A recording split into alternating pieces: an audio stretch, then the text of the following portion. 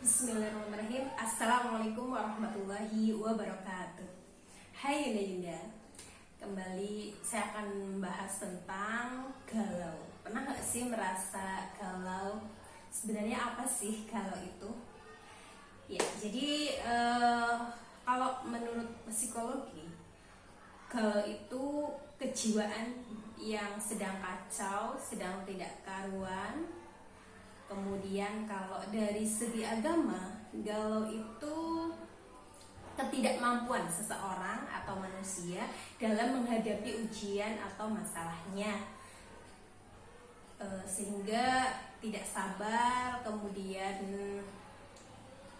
merasa paling menderita, merasa teraniaya dan lain sebagainya. Nah, pernah nggak sih merasa galau? Beberapa faktor yang mengakibatkan kegalauan para yunda-yunda semua.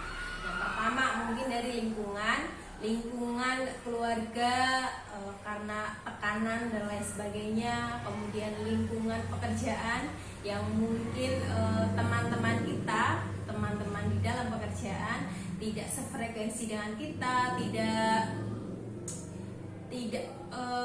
dekat dengan kita, seperti itu. Ada juga mungkin lingkungan teman di luar kerja dan lain sebagainya, atau di tempat sekolah teman-teman semua, bagi yang sekolah maupun yang masih kuliah.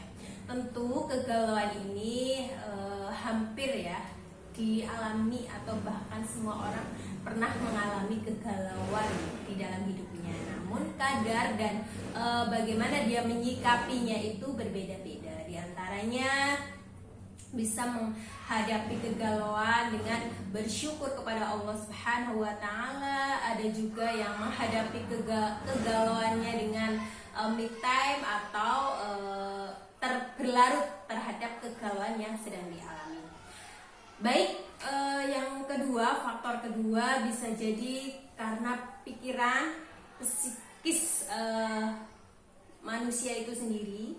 Jadi karena berpikir yang berlebihan, negative thinking, sehingga kegalauan ini selalu berlarut-larut tanpa ada penghentian, sehingga akan mengakibatkan stres dan bisa berakibat pada hal-hal yang lain, berdampak pada hal yang lain. Kemudian nih, yang paling sering dilakukan oleh para kaum muda yaitu pola makan. Pola makan ini tentu akan mengakibatkan kegalauannya itu lumayan, menjadi salah satu faktor yang menyumbang terjadinya kegalauan. Kenapa bisa begitu? Pola makan yang tidak seimbang, kemudian kurang gizi dan lain sebagainya, sehingga kurang sehat. Dan ketika tidak sehat maka tidak bisa berpikir jernih, seperti itu. Nah, itu beberapa faktor yang mengakibatkan kita itu galau gitu ya. Dan mungkin kalau para remaja yang paling sering galau adalah ketika diputus gitu ya. Please ya, yunda-yunda semua, bahwa tidak usah untuk kita berpacaran atau mendekati lawan jenis kalau memang belum mau berkomitmen untuk menikah, seperti itu.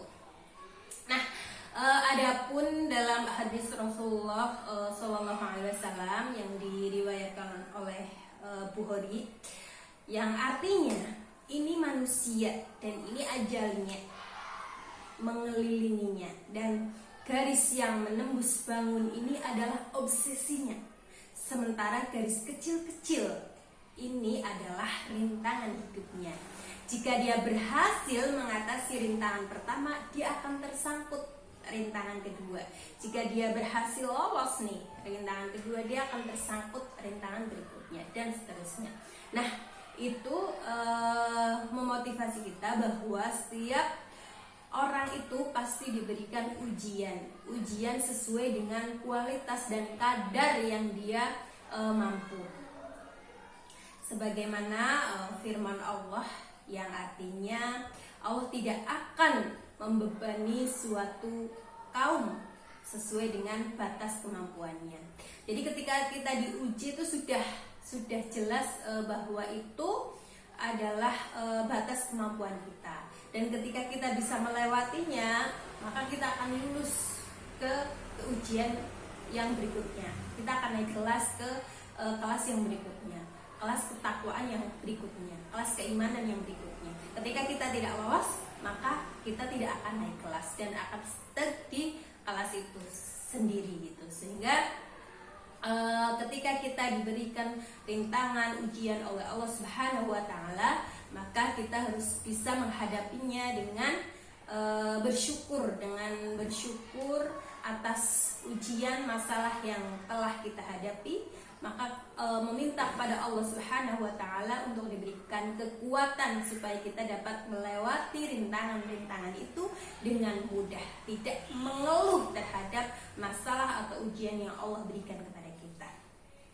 Nah, Rasulullah SAW telah memberikan panduan agar manusia selalu maju menuju yang lebih baik, menuju yang dari hari ke hari yang lebih baik dalam menghadapi hidupnya. Sebagaimana Abu Hurairah radhiyallahu anhu, Rasulullah SAW bersabda, bersemangatlah untuk mendapatkan apa yang manfaat bagimu, mintalah pertolongan kepada Allah Subhanahu wa taala, dan janganlah lemah. Jika kalian mengalami kegagalan, jangan ucapkan andai tadi saya melakukan, kemudian andai saya melakukan cara ini, harusnya akan terjadi begini gitu ya. Namun ucaplah ini takdir Allah Subhanahu wa taala, dan apa saja yang dikehendakinya pasti akan terjadi, karena berandai-andai membuka peluang setan.